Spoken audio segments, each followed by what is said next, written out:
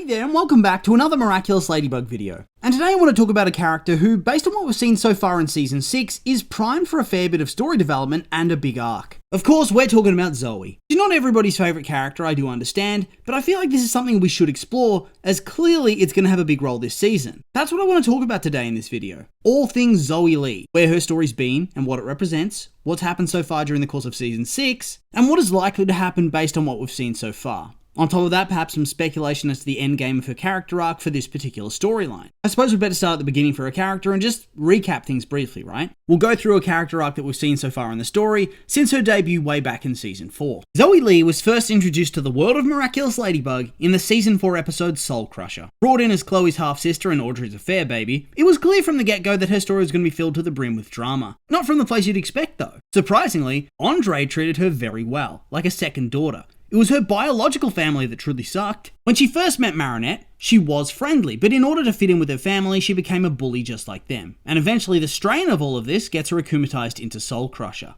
After that, she rejects her family and its wicked ways, and let's be real, pretty much entirely replaces Chloe within the narrative. That's exactly what her character's been from the very beginning. A what if of if Chloe didn't turn bad again and completed her redemption arc. She becomes friends with the main group and then she becomes the new user of the Bee Miraculous in Queen Banana, replacing Chloe's Queen Bee as Vesperia. For much of the rest of Season 4, she fades into the background. She's a hero character that's there when needed and is a good friend to the other members of the group. She's a good stepdaughter to Andre and is always ready to stand up to Chloe. We also learn as part of her backstory that she was bullied out of her old school in New York, hence why she came to Paris. According to Zoe, she felt like she had to be a different person and behave in a certain way to be popular. Eventually, she couldn't keep up the facade and ended up revealing her true self. All her friends cut her off and started to bully her for the remainder of her duration at the school, and only one stood by her.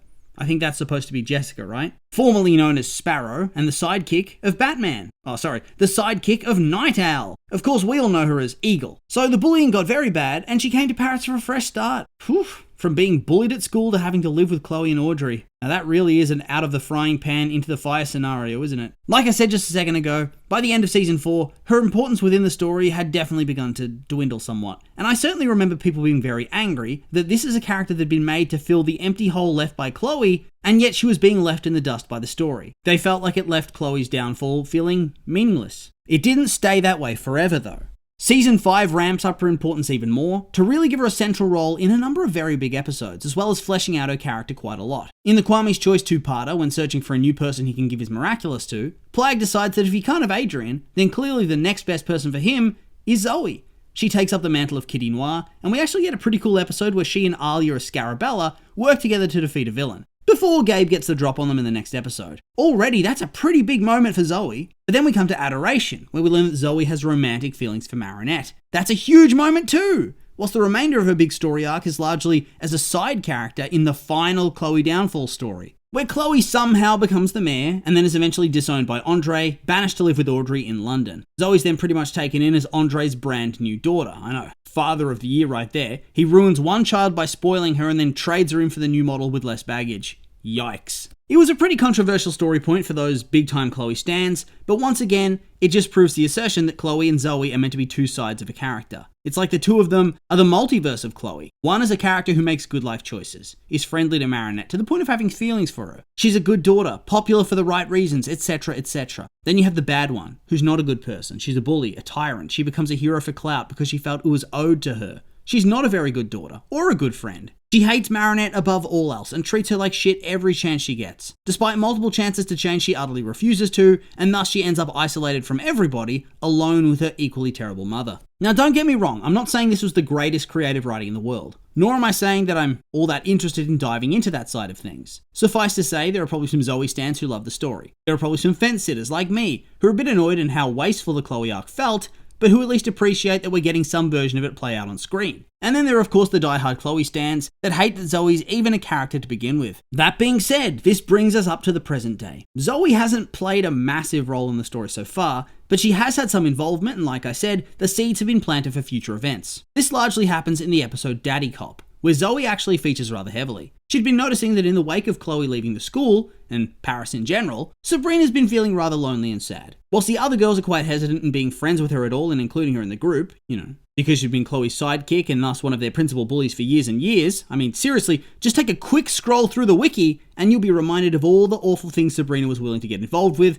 on Chloe's orders. On top of that, in a lot of those instances, it did feel like she also derived some sort of cruel pleasure out of bullying. Regardless, Zoe forces the issue, and after some misadventures, they're all friends. It's a pretty big moment, very cool. But at the end of that episode, Zoe finds herself confronted by a character named Ray, who called her cockroach, and who threatened to tell her friends about who she truly was, about who she was when they were both in New York City. This left her feeling very angry and upset, and feels like it's going to be her recurring storyline throughout season 6. This does beg the question though. What does it mean for her character? What's actually going on here? I think there are two major ways you could read the scene. The first is that it's simply her bully from her school in New York. He's one of the people that she tried to earn the approval of, and when she could no longer keep going with the lies and deceit, he turned on her and began to bully her. We know from her anecdote that at one point they filled up her locker with cockroaches. He calls her cockroach repeatedly throughout the scene, and thus I think if you take all of that at face value, it becomes a very simple storyline of a bully looking to pick up where he left off from. However, this also leaves us with questions. The question of why she would even care about being exposed. She's already told her friends that she used to act in a way that wasn't true to herself. That when she tried to be who she really was inside, her old friends ridiculed, teased, and bullied her. Her new friends in Paris already know all of this information, and thus, you could wonder why she'd even care if this dude has footage. Why would she rush to snatch his phone and try to delete it? Seems a bit suspicious. Because when you think about it, that's not a very compelling storyline. It's certainly not the stuff that post-credit teaser cliffhanger scenes are made of. There has to be something more to it. So let's go back to Chloe, right? She's clearly not going to change. She got her ass chased out of Paris, and now she's set up in London behaving the exact same way. In their arcs from seasons 4 and 5, it did feel like Zoe and Chloe, down to their names, were alternate universe counterparts, the good path versus bad path. I think it was the writer's way of having their cake and eating it too. Being able to keep that idea of Chloe failing her redemption, but also have a very intrinsically linked character, showcase what that could have been. And I think we're seeing a similar situation playing out here again. That Zoe, much like Chloe, found herself chased out of New York and made a new life for herself in Paris. The difference is that Chloe fundamentally fails to change as a person, whilst Zoe does. She chooses to be kind and be good, and this leads her to be rewarded with happiness and friends. Of course, this means that Zoe had to be a bully back in New York City. I'm not just talking about being a bully though. She has to have been a big-time bully on the level of Chloe. It's the only way that this video blackmail makes any real sense. If she was simply a spineless follower, then it wouldn't matter as much because based on what she'd said before, you could infer that she was a Sabrina type of character. And that would make sense because Chloe tried to push her into that type of role immediately in Soul Crusher. And perhaps that was the reason as to why she was so friendly to Sabrina to begin with. A kindred spirit sort of deal. Regardless though, I reckon they would want her as some sort of ringleader to try to create more of those parallels to Chloe for the absolute maximum drama and angst they can muster. I suppose you could have her in the Sabrina role and have this Ray dude be the Chloe type figure, who now has the blackmail material for all the terrible stuff that he bullied her into doing, so he'd be her friend, in the same way that Sabrina was desperate for Chloe's approval, but I don't think it would be as compelling. Regardless, I don't think it really matters which role she plays, so long as the proof of bad bullying is there. It all just depends on what they want to do with the episode and the storyline itself. If they want to forge more of a connection with Sabrina,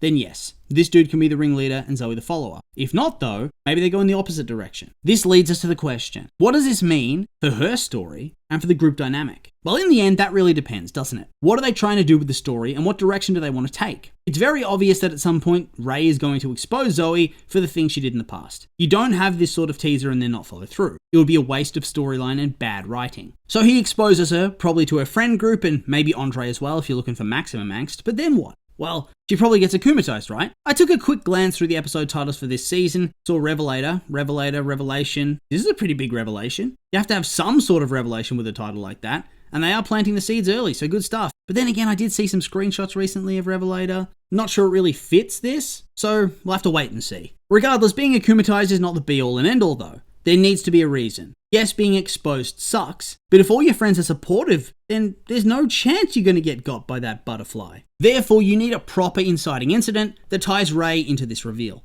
Either Zoe runs off before she can see what her friends think of this information and gets akumatized from there, and I mean, instantly running away crying is a very common response in Miraculous Ladybug, so I wouldn't be shocked to see that make an appearance here either. Another likely scenario would be all her friends stare at her shocked, with nobody saying anything. Rinse and repeat the running away and getting akumatized. Then my final thought, and probably the least likely, would be her friends actively reacting poorly to what she's done and getting angry at her, which of course, rinse, repeat, akumatized. Like I said though, this is probably the least likely one. simply because it doesn't really fit the personality of her friend group, you get me? Regardless, she'll transform, her friends will suit up, at the very least it's going to be Marinette and Sabrina for this sort of context, and they all work together to free her. And then this is where the Chloe/Zoe parallels come back into play. They tell her that while she was bad, and that the things she did were awful, that when she came to Paris, she didn't want to be that way anymore. She changed as a person, and even back in New York, she did end up standing up for herself in the end, like she said. It's exactly the same as how Sabrina eventually stood up against Lila and Chloe back in season 5, and she earned forgiveness. And so when she came to this new place, having burned old bridges, she made a conscious choice to be better, and this has led to her life changing completely. Group hug, the end. This is miraculous. I'd be very, very shocked if her friends held a grudge lasting beyond her being akumatized. They always neatly wrap up these sorts of storylines within the episode. Now beyond that, don't really think there's much more to say about Zoe and her potential arc this season, so I'll just remind you these have all been my opinions, and now I'd like to hear yours. What do you think about Zoe and her potential story arc? Do you agree with me? Maybe not? Anything you'd like to add? I'm curious for your thoughts, so make sure to like, comment, and subscribe, and let me know.